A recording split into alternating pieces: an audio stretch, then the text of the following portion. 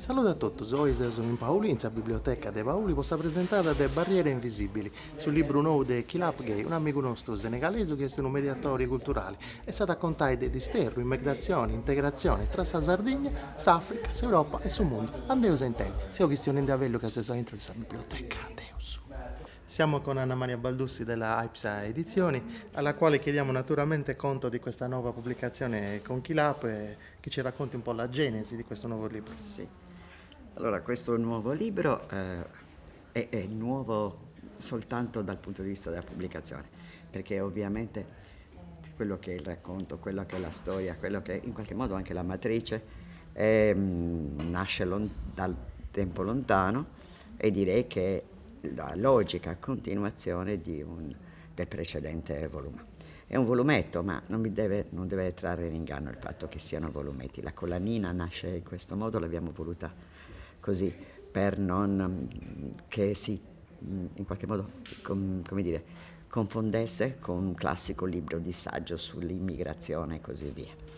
E quindi invece proprio dar la parola a loro, ai nuovi cittadini che sono arrivati, che arrivano e che in qualche modo convivono e condividono con noi la nostra realtà, quindi che è una realtà fatta di aspetti sociali, di aspetti culturali, di memorie, di nostalgie e di difficoltà di integrazione in alcuni casi, comunque di lavoro e di vicinanza. Nasce come prosecuzione del primo, La Panchina, dove la panchina è come dire, effettivamente è ancora il cordone fortemente e strettamente ombelicale che lega il giovane immigrato arrivato nell'isola, arrivato a Cagliari, alla sua terra. E quindi in qualche modo lì c'è proprio ancora fortemente il senso del tragitto, il senso del percorso fatto, delle strade da attraversare, delle difficoltà da superare. Questo è una prova di maturità da parte di Kilap, perché Kilap è dal 2000 a Cagliari e Kilap almeno per un pochino ormai è sardo e si sente sardo. Ha fatto, come dire, tutto il percorso di integrazione che sta ancora ovviamente compiendo, però lo sta facendo interamente ed ecco perché può permettersi ora di guardare, di leggere le barriere invisibili, che sono barriere che non soltanto si trovano qui, ma sono barriere che lui riesce a visualizzare, ad identificare, a criticare, ad analizzare anche il suo paese. Chi pensate debbano essere i fruitori di questa pubblicazione? Tutti. Tutti, ma no, e non soltanto, non mi sto riferendo al fatto di un mercato di vendita, eccetera. Ma penso effettivamente che sia un modo semplice, perché è un racconto piano, un racconto che non è così cerebrale, ma che può effettivamente costituire una chiave di lettura e quindi una chiave di penetrazione, di conoscenza, se non proprio degli altri mondi lontani, quanto piuttosto di quello che è la profonda cultura, il profondo stato mentale, il profondo stato spirituale, il profondo stato emotivo di un nuovo cittadino. Mariangela Pedizzi, vice presidente del Sunugal, che è un associo sardo senegalese che fa mille faine di integrazione tra Sardegna e Africa. E di Narauso e di Precontausa si conta i 78 che rifonti questo bello straballo che si manda innanti. Sì, io sto trabalhando su Pruso per conoscere tanti rum di tutta questa cultura dell'Africa in generale, ma poi su Pruso specialmente questa cultura senegalese, quindi sa letteratura, su cinema, tutte le espressioni culturali, sì. Ma pure io sto trabalhando per trabalhare con queste integrazioni noi in Sardegna, io sono in terra sarda, ci sono migliaia ormai di senegalesi e ma da volte se non teniamo modo di attuare a pari, di si conoscere, finché di si comprende a pari, perché se ognuno si gasta, sono con l'altro con una certa non c'è questa cosa di esibire commenti uguali, se persone uguali, quindi si castiamo con curiosità, ma per la volta con diffidenza, castiando altro commenti che sia troppo diverso, poi si può comprendere a pari. Quindi io su questo lavoro in noi pure, questo deve essere scambio culturale con i senegalesi e con i sardus.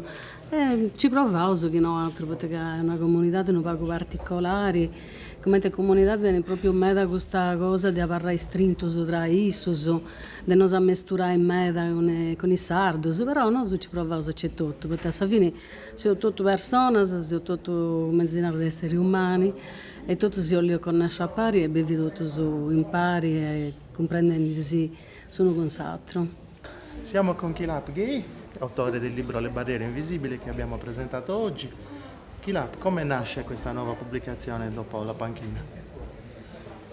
Grazie Ivo per questa intervista. Nasce perché sentiamo che oggi abbiamo bisogno un po' di capire determinate situazioni, avere un altro modo di vedere le cose. Perciò sentiamo come usiamo altri mezzi per comunicare, quindi la letteratura in questo caso ha questa possibilità di arrivare a altri posti. Quindi dopo la panchina siamo rimasti un po' in digiuno, magari facendo altre cose, abbiamo pensato poi di pubblicare Barriere Invisibili, perché parla anche delle tematiche che sono molto importanti sull'interazione, per non dire integrazione, su determinate situazioni che viviamo e non riusciamo magari a trovare delle soluzioni. Rispetto alla panchina ho notato che il discorso si è fatto da personale più generale. Qui ho visto che hai trattato tematiche più ampie, la migrazione, la Sardegna, l'Africa, il mondo, l'Europa. Come è avvenuto questo processo? Perché è necessario in ogni caso cercare, perché quando parlo di me parlo anche degli altri, perché dobbiamo in ogni caso in questo momento porsi delle domande su una situazione che è la nostra, che è la situazione anche di tutti i giovani, quindi per dare una soluzione, quindi in svolta, quindi in questo libro non sono solo non appaio, ovvero sono diversi personaggi, ognuno incarna un ruolo, ognuno ha la sua barriera, quindi anche far capire che ci sono delle catene trasparenti, quindi questo dobbiamo anche abituarci a riconoscerle, perché se non facciamo queste cose sarà un po' difficile di andare oltre. Questo è. Tu come autore diciamo che non fai l'errore di far cadere le colpe, tra virgolette, tutte sull'Europa o tutte sull'Africa, ma in entrambi i continenti vedi dei meriti e delle colpe. Credo che questa tua pubblicazione sia un invito alla presa di coscienza e al dialogo reciproco, è così? Ma sicuramente abbiamo tutti una parte di responsabilità su come sta andando il mondo. Dobbiamo smettere magari di piangersi addosso o magari pensare. Non sto dicendo di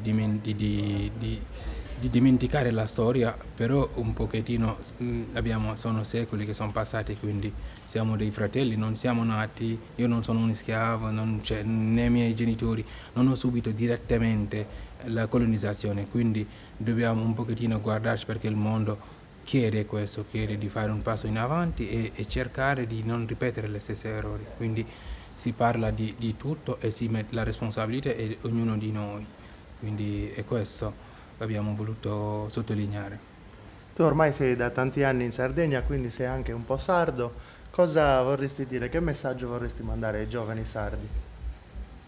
La Sardegna sì, la sento come la mia terra, perciò mi fa male vedere tanti giovani che pensano che l'unica idea è di andare fuori. Questo è un dispiacere, è una terra che amo molto, perché che dico spesso che è una fermata prima dell'Africa, rappresenta molte cose per noi, perché lo sentiamo che non fa parte, come dico, non fa parte dell'Europa, la vedo come una terra davvero che si stacca non solo in una cosa naturale, però anche sul punto di vista culturale.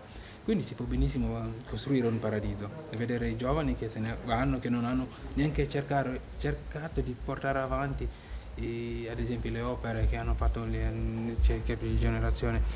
altre generazioni. Questo un pochettino è un po' mi rende davvero triste. Lo penso all'Africa, lo penso altrettanto alla Sardegna. E invece cosa diresti ai tuoi connazionali africani che vengono in Europa o decidono di stare in Africa?